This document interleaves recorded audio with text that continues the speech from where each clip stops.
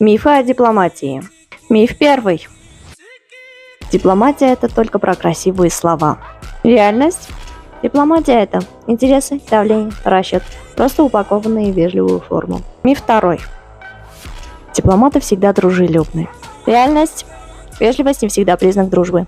Дипломат может улыбаться и одновременно блокировать свои инициативы. Улыбка – просто часть профессии, а не эмоция. Миф третий. Протокол – это формальность. Реальность? Протокол – язык власти и уважения. Нарушение протокола – политический сигнал. Тунный флаг или место за столом – не случайность. Истинный дипломат никогда не сядет за стол переговоров, если флаг его страны не будет представлен должным образом. Миф четвертый. Дипломат всегда говорит правду. Реальность? Дипломат не обязан говорить все. Он говорит то, что выгодно государству, и ровно в той форме, какой нужно. Миф пятый. Один человек ничего не решает. Или, как принято, один в поле не воин. Реальность? Один дипломат может смягчить конфликт, сорвать переговоры, изменить тон отношений. Личность имеет значение. Подписывайся.